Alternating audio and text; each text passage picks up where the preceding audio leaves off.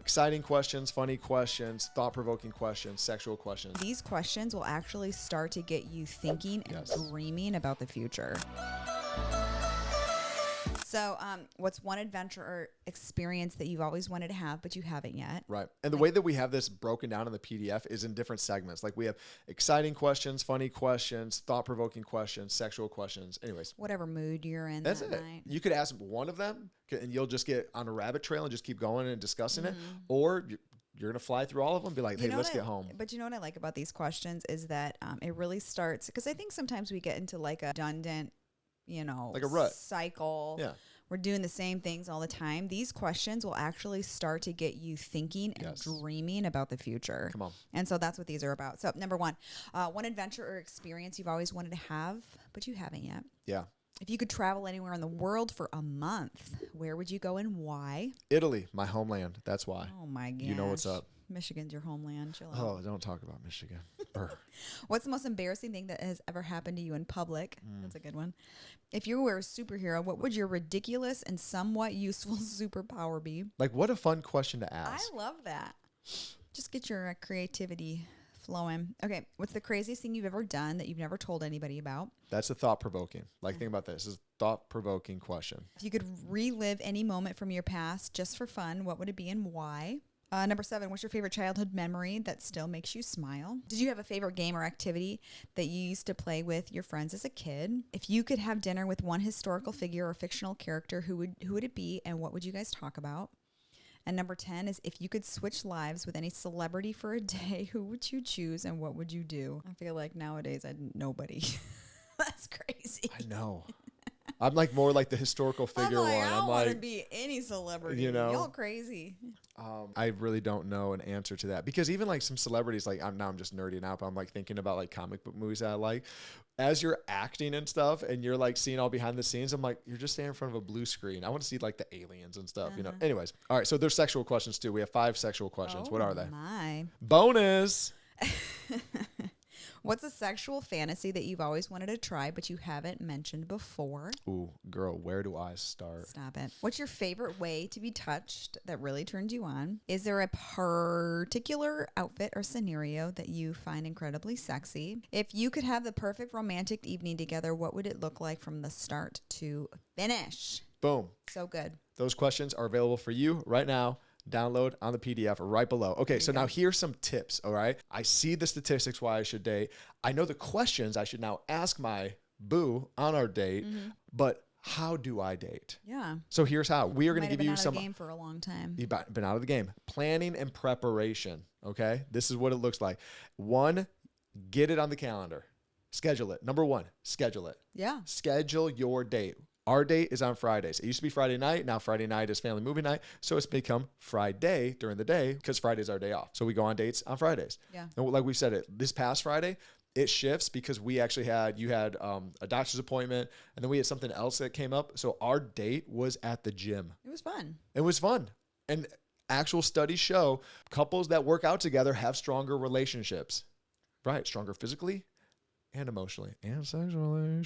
Okay. Oh my gosh. So you need to schedule it regularly. So I think this is twofold too. One, if you schedule it, it'll get done. Yep. But also it like gives you something to look forward to. Yes. Right? Like if you're having a tough week, if like you're stressed out, like if it's on the schedule, it's going to give you something to look forward to. That's for it. Sure. I love that. Yeah. What gets on the calendar gets done. Yeah. That was it. Maybe even schedule sex. Write that down. What gets on the calendar gets done. We talked about that a couple weeks ago. You're just going to put sex on the calendar every night. I don't know if it works like that. Let's see. We'll try it.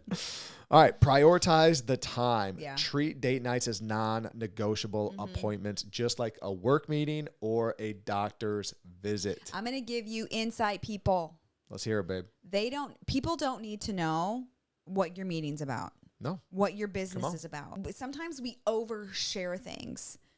So if something comes up on Friday night when you have a scheduled date, be like, I'm so sorry. I'm busy that night.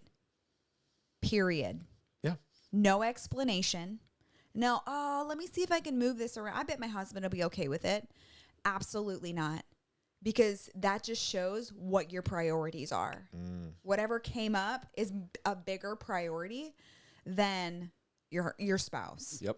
And so You have to have boundaries and guard your time. That's it. Yep. Guard it. All right. The third thing, to be able to like planning and preparation, plan it together.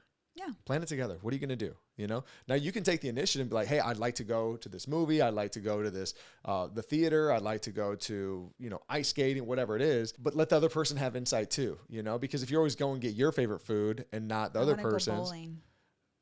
Listen, I love you.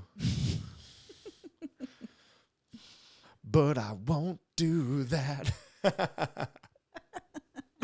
But what's that food you like? Pho? Pho? Pho. Okay, I know. Everybody.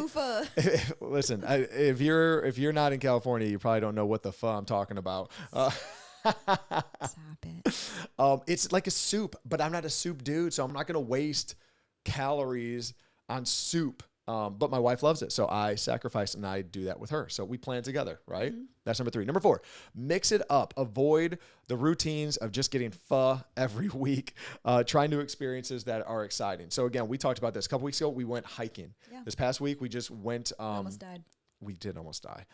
That was horrible. Don't go hiking in Southern California in the middle of July at noon. Bad idea. With no water. I think we had one water container. We did, but it was mine, and you drank it. It wasn't helping anyway. It wasn't helping. We were going, hey, but if we go down together. Mix it up. What's something fun that you could do? Matter of fact, right now on YouTube, if you are watching, you can go ahead and comment something you enjoy doing. Yeah, help us out. You know, share the love. Even one of the questions they asked above, it said, like, what are one of your childhood memories that you have? I loved when I was like younger. So I used to have 4-wheelers and dirt bikes, but before all that, I had go-karts.